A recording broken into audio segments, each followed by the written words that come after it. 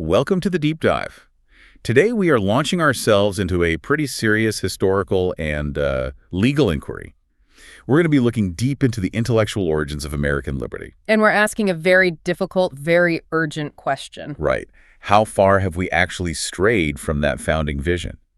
Because as the nation gets closer to its 250th birthday, our source material suggests that the ideological conflict the founders were fighting is, well, it's back. It is. Only this time, the threat doesn't wear a red coat. It's astonishing, really, when you read this stuff, how closely the past mirrors the present. It really is. I mean, when you immerse yourself in these sources, you quickly realize we aren't wrestling with some, entirely new abstract political problem. No. We are grappling with the age-old fundamental dilemma of who controls the levers of power, who sets the rules. Exactly. And that fundamentally is the central conflict of politics today. And it's the exact same question, the same fear of concentrated, unchecked authority that the Founding Fathers were fighting over in 1776.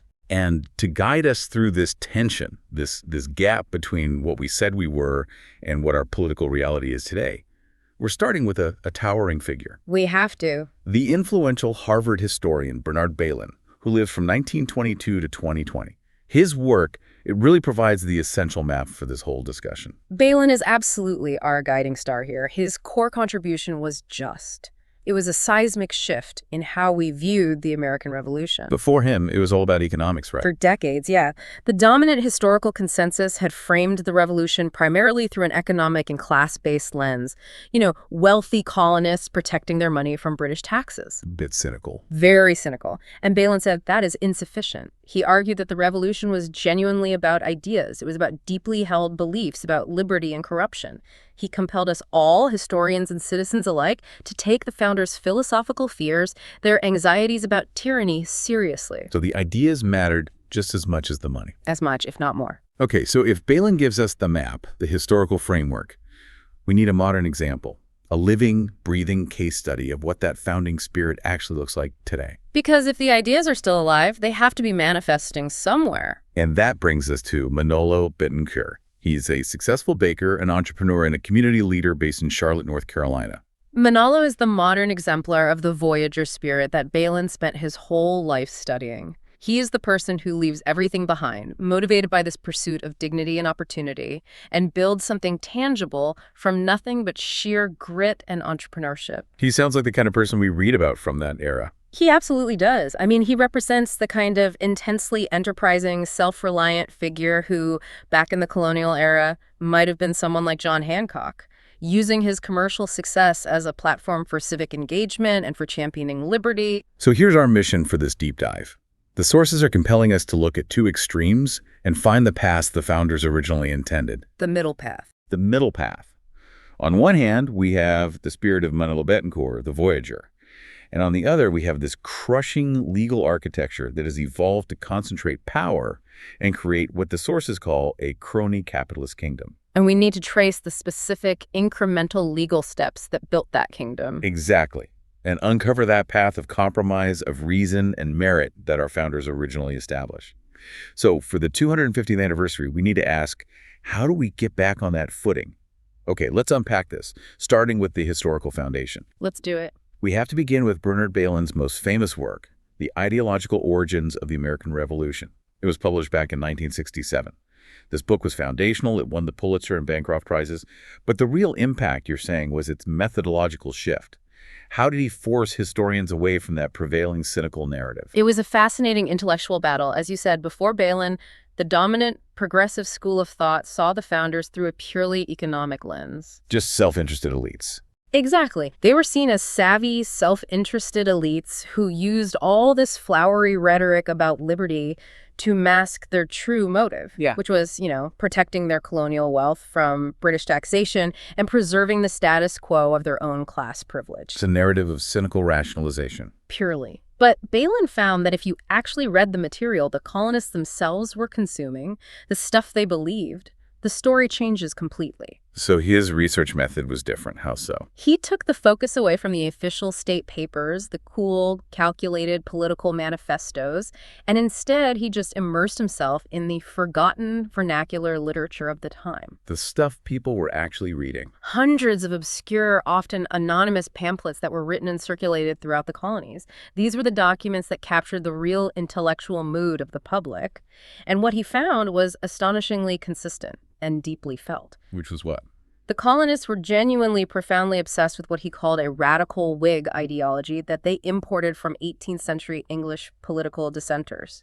Okay, let's clarify that for the listener, because radical Whig ideology is it's academic jargon that carries a lot of weight. What exactly did Balin mean by that belief system, and how did it shape the revolutionary mindset? That's a crucial clarification. The radical Whigs, back in 18th century England, they were dissidents. They were often outside the mainstream parliament, and they were defined by an almost hypersensitivity to political corruption and the perceived decline of civic virtue. So they were suspicious of power. Deeply suspicious. They feared concentrated executive power, they feared standing armies in peacetime, and anything that even hinted at patronage or, placemen being rewarded with public office. Okay. This ideology held that liberty was perpetually fragile and easily corrupted by power, and that history was really just a cycle of power infringing upon freedom. So when the colonists started reading these pamphlets and seeing British actions like the Stamp Act or the housing of troops through this very specific lens, what was the psychological outcome? It created a specific and very powerful political psychology. The core belief that Balin identified was this genuine, visceral fear that there was an active, deliberate conspiracy underway. A conspiracy by who? By the British ministry. A conspiracy to strip away their liberties and ultimately to enslave them. This wasn't just propaganda for them. The sources reveal they believed this. So every new tax, every regulatory measure was interpreted not as a bad policy choice, but as irrefutable evidence of a centralized plot to destroy their constitutionally protected freedoms. And this belief in a conspiracy, whether it was factually justified in the eyes of the crown or not, that's what provided the internal logic for rebellion. Exactly. It made the decision to revolt feel not like a reckless economic choice, but like an act of immediate, necessary self-preservation. They were terrified of centralized power, the very thing the radical Whigs warned about, and they saw themselves as the last true defenders of English liberty against a corrupt system that was eating itself alive. So Balin's reframing, it basically transformed the revolution from what we thought was a treasury audit into a profound philosophical act. That's a perfect way to put it. But Balin's contributions didn't stop with colonial pamphlets, though. He later expanded this view to create an entirely new, holistic field, Atlantic history. And that's his second great legacy. It just shows the massive scope of his intellectual curiosity. Balin argued that you simply cannot understand American history in isolation. Right. If you only look at the colonies, you miss all the currents that shape them. Precisely. He pioneered the concept of the Atlantic world, insisting that the entire Atlantic basin, Europe, West Africa, the Americas, functioned as a single, integrated, interconnected community. And not just for trade. No, not just a system of commerce, though that was vital. It was a fluid exchange system for migration, for ideas, for disease, and for political identity. He was essentially demanding that historians look at the early American experience through a lens of profound globalization long before that term became commonplace. That's right. And to facilitate this shift, he established the International Seminar on the History of the Atlantic World at Harvard. And what was the goal there? The seminar trained generations of historians to look beyond artificial national borders. He insisted that the political actions of a merchant in Boston were intrinsically connected to the economic choices of a banker in London and, the terrible human choices made by a slave factor on the Gold Coast. You had to trace all those global currents to understand the local experience. You did. So if the ideological origins gave us the map of the founders' minds, his work in demographic history, particularly Voyagers to the West, gave us the faces of the people who actually built the colonies. That's right. And that work won him his second Pulitzer in 1987. And this is where he shifted the lens away from the elite pamphleteers and the founding thinkers to the anonymous masses. When he do that? He used these vast, overlooked data sets, shipping registers, emigration lists from ports in Scotland and England, census data to paint a granular picture of the tens of thousands of ordinary farmers, laborers, and indentured servants who made the journey. He deliberately moved history away from being just the story of great men. Completely. And that raw data, it told him something fascinating about the people who built this republic. Did he find a single unified motivation for leaving Europe? No, and that's the brilliance of the detail. He distinguished between two fundamentally different types of migration that shaped the colonial social fabric. Which were? First, there was the metropolitan migration. This consisted primarily of young, ambitious, often skilled single men from British cities who moved to the frontiers seeking land and economic opportunity. They were driven by classic frontier individualism. Okay, the classic pioneer story. Right. But then you had the provincial migration. This typically involved entire families or established community units from peripheral regions like Scotland or Ireland who relocated to established farming communities seeking stability and cultural continuity. So the American character, even before 1776, was being forged by these two distinct, sometimes conflicting strains. Yes, you have the raw, individualistic ambition of the metropolitan Voyager and the communal, stability-seeking focus of the provincial Voyager. And that tension between radical individualism and community stability is just inherent to the American DNA. And Balin showed how it originated demographically. He did. This entire section of his work underscores the incredible, messy, human engine driving American development. And it leads us directly to the so what question. Ah, the famous challenge he posed to his students. Exactly.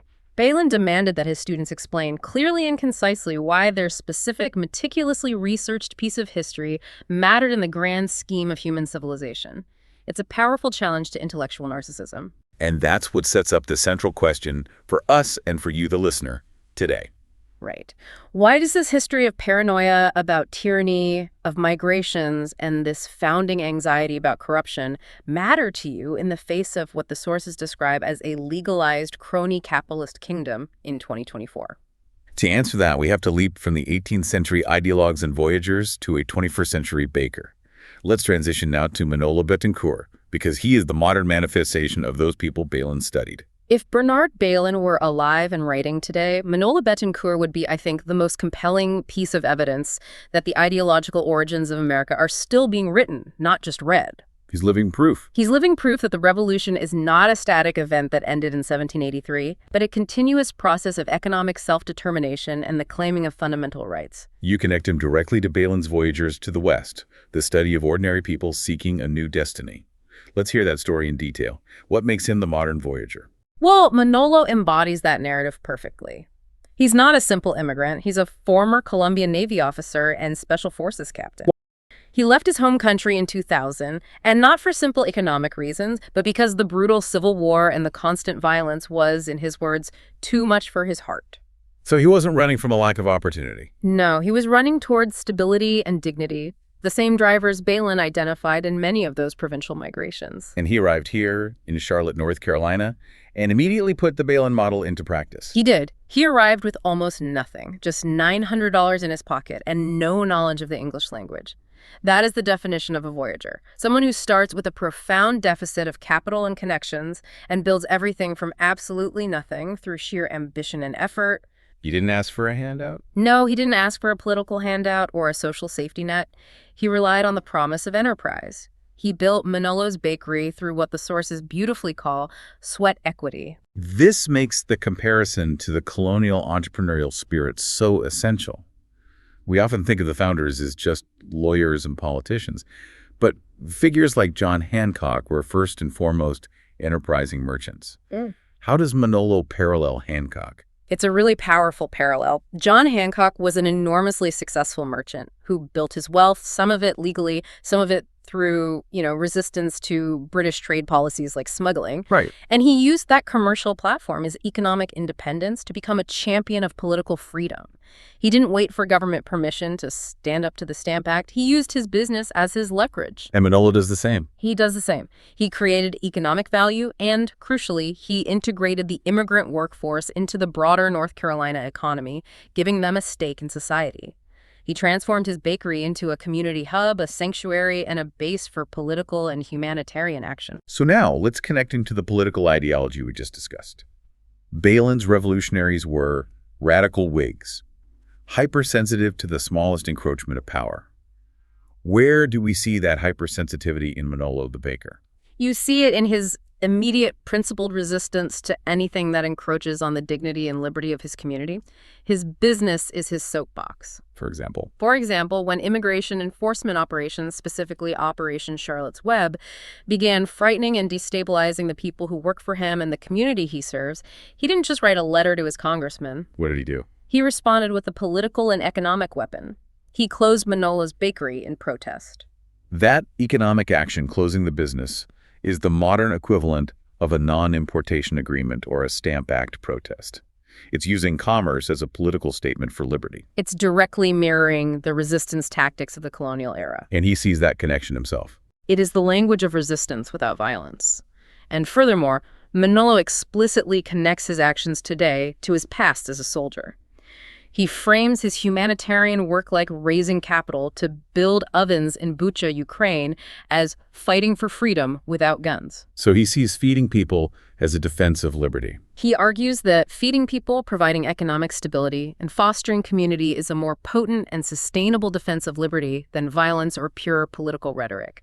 That deep, almost anxious devotion to the idea of liberty is absolutely straight out of Balin's pages. And this devotion places him in the center of Balin's Atlantic world, proving the historian's point about global interconnectedness. He operates in a truly interconnected Atlantic world. I mean, just consider the synthesis. He is a Colombian immigrant running a business in the American South, raising capital from his community to support democratic resistance in Eastern Europe. It's incredible. His bread and hope supply chain connects the labor force in North Carolina directly with the struggle for dignity and democracy in Ukraine. You cannot understand his local experience or his political drive without tracing these vast global currents.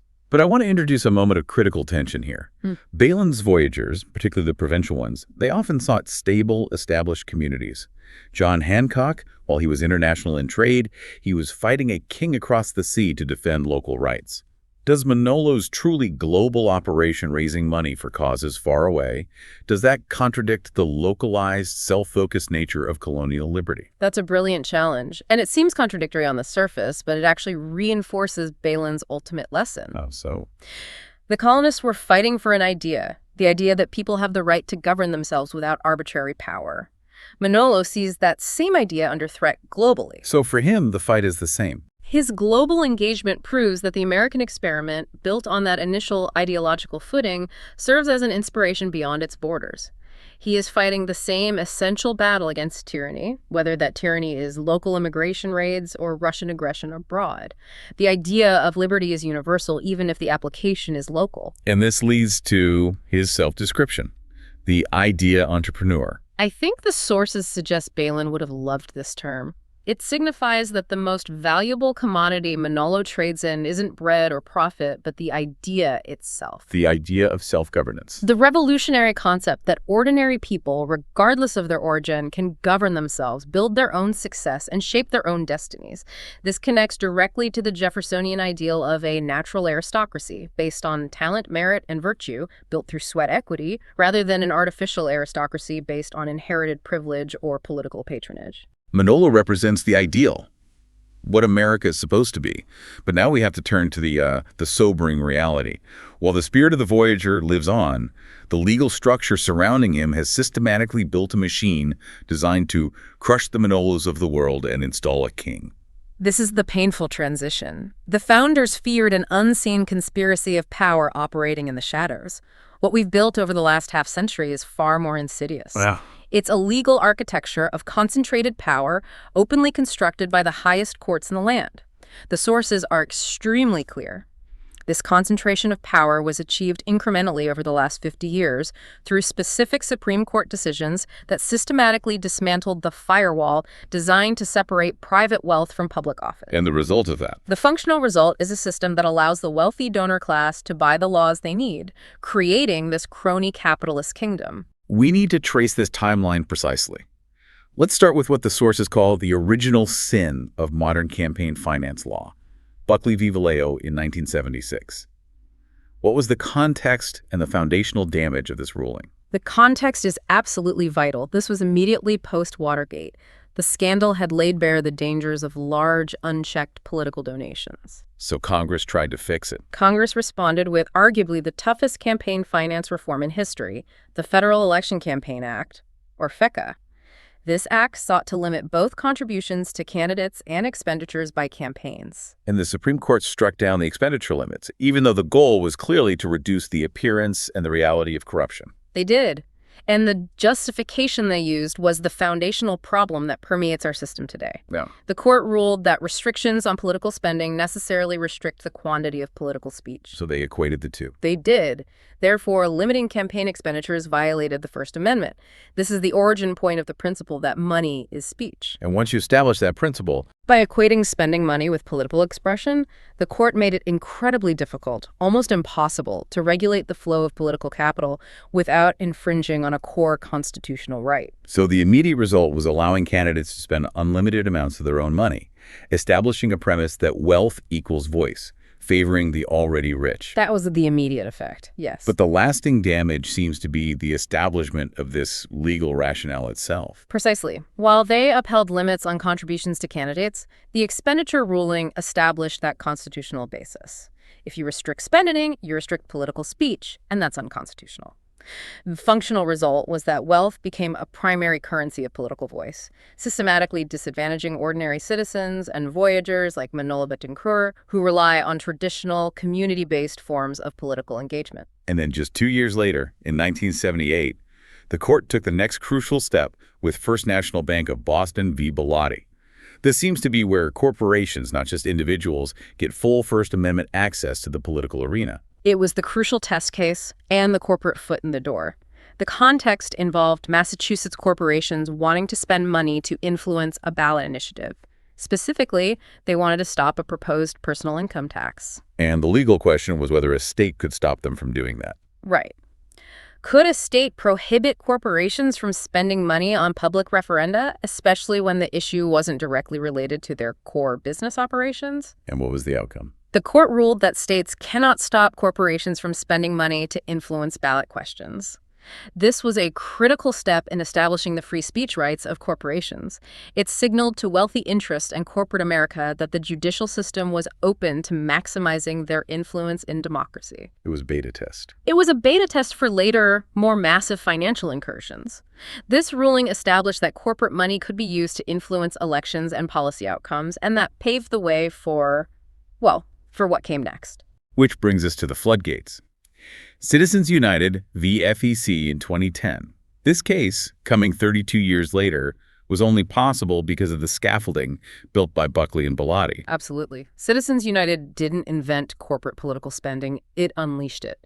The context here involved the McCain-Feingold Act, which had tried to curb corporate-funded electioneering communications near elections. And the Supreme Court. The Supreme Court ruled that the government cannot restrict independent expenditures, that is, spending not coordinated with a candidate by corporations, unions, or other nonprofits. This struck down the key restrictions in McCain-Feingold. Okay, let's make a critical distinction for the listener. What is the difference between an independent expenditure and coordination, and why does that distinction matter so much? That distinction is the entire loophole. Coordination means actively planning strategy, timing, or content with the candidate's campaign. That's generally still illegal and viewed as a contribution. Independent expenditures are funds spent by outside groups, theoretically without the candidate's input. Citizens United ruled that because these expenditures are independent, they are not subject to campaign contribution limits. But in reality, how independent are they? The practical reality is that these outside groups are often run by the candidate's former staffers, blurring the line so thoroughly that the separation is functionally meaningless. So what was the functional consequence of this ruling for the concentration of power? It created the powerful, legalized shadow campaign system. Suddenly, a billionaire or a massive corporation could spend freely $50 million, $100 million attacking or supporting a candidate through advertising as long as they didn't officially coordinate. And this is where dark money comes from. This legalized dark money, where the source is often obscured via nonprofit structures, and created outside groups that frequently wield more financial power than the political parties themselves. And almost immediately after Citizens United, we saw its specific weaponization in a lower court ruling, speechnow.org v. FEC, also in 2010. This is the lesser-known case, but arguably the most destructive in terms of mechanism. This is the crucial technical point that enabled the current oligarchy. A lower court, interpreting the expansive definition of independent expenditures from Citizens United, ruled that limits on contributions to groups that only make independent expenditures are unconstitutional. And that's what created. This is the legal foundation of the super PAC. Before this, PACs had limits on how much any one person could donate. What did speech now change fundamentally? It eliminated the ceiling for a specific type of political organization. Traditional political action committees, PACs, are restricted in how much any individual can give, usually a few $1,000s, but they can give directly to the candidate. But super PACs are different. Super PACs born from speech now cannot give money directly to the candidate, but they can accept unlimited contributions from individuals, corporations, or unions to fund their independent expenditures. So one person can give millions. Now, a single patron, a major wealthy donor, can write a $50 million check to support their chosen candidate, effectively bankrolling an entire presidency with a tiny handful of patrons. It creates the structure for the kingmaker. We moved to 2014 with McCutcheon v. FEC, which struck down the aggregate limit. This decision seems to have formalized the relationship between the ruling class and the political parties wholesale. It did, and it created the mechanism for buying loyalty across the entire party apparatus. Previously, the law included an aggregate limit on the total amount of money a donor could give to all federal candidates, parties, and PACs combined in a single 2-year election cycle. It was about $123,000 at the time. Something like that. And the court struck this down, arguing that limiting the number of candidates you could support was also a restriction on speech. So what was the functional result of eliminating that limit? It legalized the Joint Fundraising Committee, or JFC. This is a massively important but under-discussed mechanism. Explain how it works. A wealthy donor can now write a single check for close to $1 million, and that check is legally split and distributed among a presidential candidate, the national party committees, and a host of state parties. So one check buys the whole party. It allows a candidate to tour the country collecting massive checks from a tiny handful of elites, effectively buying the loyalty of the entire party apparatus at once. It mandates that party loyalty flows upward toward the few patrons who can write the biggest checks, establishing oligarchy as the operational model. And then, in 2022, we see the system explicitly allowing for personal enrichment of the leader in FEC v. Ted Cruz for Senate. This ruling feels like it crossed a line from political influence to legalized personal gratuity. It absolutely legalized what looks like a payoff. The law, prior to this case, was designed as a crucial preventative anti-corruption measure. It said if a candidate loaned their campaign money, they couldn't be repaid more than $250,000 from donors after the election. And the purpose of that was? It was specifically intended to prevent the appearance, or the reality, of donors putting money directly into the winner's personal pocket as a reward for having won. And the court struck this preventative measure down. What is the consequence for the concentration of power? The functional consequence is clear. The court opened the door for campaign donations, which are supposed to be for political activity, to be converted into personal enrichment for the political leader. How? Donors can give money to a candidate after they have won, specifically to pay off the candidate's personal loans to the campaign. This turns a political donation into a personal debt relief mechanism. The firewall against outright personalized corruption, the very fear that drove the radical Whigs, is virtually non-existent. And finally, the sources highlight the capstone of this entire legal architecture, Trump v. United States in 2024. The sources argue this ruling is the final step in building the throne itself.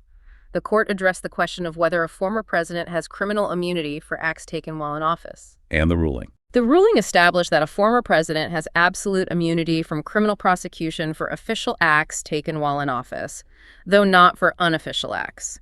The case was then sent back to determine which specific actions were official. This sounds like a legal doctrine that separates the president from the general citizenry, giving them a zone of legal unaccountability. That is the fear, and that is why it is the capstone. If a president cannot be charged for official acts, who defines official? And who holds the office holder accountable if the office holder is surrounded by donors whose loyalty was purchased through the mechanisms we just detailed? It's a complete ecosystem of concentrated power. It is. Synthesizing this entire 50-year legal journey, the sources present a complete ecosystem. Money is speech, Buckley, corporations are people, Citizens United, campaign gifts can become personal wealth, Cruz, and the president is functionally a king when it comes to the legal consequences of their official actions, Trump v. U.S. The system is now built, brick by legal brick, to protect the wealthy donor class and the leader they choose to install. That's what the sources argue. That is a staggering timeline of erosion, detailing how the very fears the founders expressed, unaccountable, concentrated power protecting private interest, were legally cemented into our system. Now we have to turn to the solution. How do we dismantle the monarchy architecture we built ourselves and return to the moderate functional footing the founders established? The consequences of this monarchy architecture are not just financial, they are deeply political. We now have a system fed by what the sources aptly call a corrupt uniparty. A uniparty, meaning it's not just one party's fault. Not at all. Yeah. It means both Democrats and Republicans discovered that they could hold on to power, not by solving problems or focusing on the meritocracy that built Manolo's bakery, but by keeping the voters divided, angry, and distracted. It's a strategy. It is. When the political incentives reward tribalism and extreme performative positions, the necessary middle ground vanishes and the oligarchy remains untouched. But the sources suggest that a spell is breaking. What are the indicators that the architecture of absolute loyalty, the demand for obedience to the king, is beginning to crack? The recent political defections, especially those from figures previously known for staunch loyalty, are cited as a key signal. The resignation of Representative Marjorie Taylor Greene from certain congressional committees, for example, and her willingness to publicly call out the cult of personality suggests that the political cost of absolute loyalty is finally outweighing the expected benefit. That moment grants psychological permission for a lot of people who felt trapped to open their eyes. Precisely. When a diehard loyalist walks away and says, "This is fundamentally corrupt," it signals to millions of voters, especially those who believed they were fighting to break the system, that they might have been victims of a political con designed to protect the interests of a select few. They start realizing what the fight is really about. They start realizing they are not fighting for freedom or for the man who will truly drain the swamp. They are fighting for a king who demands absolute loyalty but offers nothing in return to the hardworking Voyagers like Manolo Betconquer. This realization leaves the ordinary voter trapped between two highly polarized extremes that cannot, and arguably do not want to, govern effectively. That's the dilemma of the moment. On one side, you have elements of the far right that flirt openly with authoritarian impulses, often advocating for a hyper-centralized, unchecked presidential power, the very thing the radical Whigs feared. And on the other side? On the other, you have elements of the far left that propose sweeping, expansive, centralized government programs, often without accounting for the necessary sweat equity, self-reliance, and enterprise, the kind that built Manolo's business and defines the Voyager spirit. So both paths lead away from the balance the founders intended. Both paths lead away from the balance, the compromise, and the meritocracy. So the true founders' path, the one required to restore the republic, must be that middle path. Absolutely. The middle path demands compromise, reason, and hard work, the foundational virtues of a republic based on merit. The goal is clear. Put America back on its original footing, based on talent, virtue, and opportunity for all. This requires unifying principled citizens from both sides of the spectrum. An effort to make America even greater, not through endless conflict, but through restoration of constitutional guardrails. Exactly. And the sources argue that this required revolution won't involve violence because we have a tool King George III never gave the colonists. The ballot. The sources emphasize that the revolution of 2026 will be electoral and must focus on the crucial midterms that coincide with our 250th anniversary. It requires moving voters away from the polarized extremes and toward a foundational common ground. And that strategy is built around achieving a specific majority in Congress, a coalition that transcends the current partisan breakdown. Yes, the focus is on achieving a veto-proof supermajority in the House and Senate. This coalition must be composed of principled Democrats who prioritize constitutional stability and what the sources call constitutional Republicans, who explicitly reject the king mentality and commit to foundational Republican principles. So this effort has to intentionally draw support from people who were previously on the far left and the far right. It has to. It must draw from those who are now willing to come to the middle for the sake of the country's foundational stability. Let's detail the specific, non-negotiable platform this supermajority must unite around. What are the three planks of the 250th anniversary restoration? First and foremost, the No Kings Amendment or legislation. This is necessary legislation designed to explicitly and definitively overturn the implications of Trump v. U.S. and establish the principle that no American past, present, or future is immune from criminal law. the bedrock of a republic. It's that the law applies to everyone equally. That constitutional necessity must be codified beyond any doubt. Second, tackling the legal architecture of the oligarchy that we just detailed in painstaking detail. That is the end of oligarchy. This requires coordinated legislation aimed at reversing the core damage done by Citizens United and enacting effective measures to remove dark money from our elections. We have to restore the firewall that Buckley and its progeny dismantled. The goal being to make it much harder for concentrated wealth to control the political narrative. We need to reduce the influence of concentrated wealth so that the voice of a Voyager like Manolo Betancourt, who built his platform through labor, is not instantly drowned out by a super PAC check written by a single powerful patron. And the third point targets the culture of Washington itself, ensuring public office is seen and practiced as a public service, not a private career path to riches. Term limits and consequences. This means strict, meaningful term limits for Congress and real punitive jail time for corruption. The underlying principle is that public service must revert to being a sacrifice, a temporary duty to the country, not a career path that incentivizes politicians to serve the wealthy interests funding their multi-decade campaigns. And that's the only way to compel the parties to nominate candidates who are actually committed to this. It is the only way to ensure the two parties are compelled to nominate candidates who commit to this principle of restoration and forming the necessary supermajority. So if this coalition of principled Democrats and constitutional Republicans is successful in November 2026, the new Congress taking office in January 2027, the 250th year of the Republic, will have an immediate, singular duty. That duty is to hold the aspiring king accountable for any illegal actions, past or present. This action, the source's stress, must be taken not out of partisan hatred or political revenge, But out of constitutional necessity. yes, out of constitutional necessity to demonstrate that the Republic is restoring its legal foundation. We must learn both positive and negative lessons from Gerald Ford's handling of Richard Nixon following Watergate. The process must be about constitutional restoration, not political retribution. Ultimately, the goal of this entire effort, built on the map of Balin and the spirit of Manolo, is to return to a nation where the promise of enterprise and meritocracy is real, not just rhetoric. Absolutely. The objective is to return to a nation where a baker from Colombia who arrived with $900 and built his business with sweat equity has the same political voice and opportunity as a billionaire from New York who inherited his platform and uses the legal architecture we just detailed to secure his power. A pretty clear goal. Balin gave us the map to understand the ideological conflict that began the Republic. Manolo shows us the spirit of enterprise, resilience, and resistance required to fight that same conflict today. The rest, the sources conclude, is up to us, the citizens, to choose that middle path of reason and restoration over the current comfort of tribal anger. So we have covered the crucial connection you, the listener, have just made. The conspiracy, feared by the colonists' concentrated, unchecked, power-serving private interests, has returned. But this time, it was built incrementally, legally, through Supreme Court precedent over 50 years, not through a king across the sea. The threat is internal, and it is structural. And as a final provocative thought to mull over as we approach this significant national anniversary, the sources highlight that Thomas Jefferson's dream of a decentralized education system designed to lift up the poor genius and promote reasoned deliberation is being actively eroded by modern political strategies. Why is that?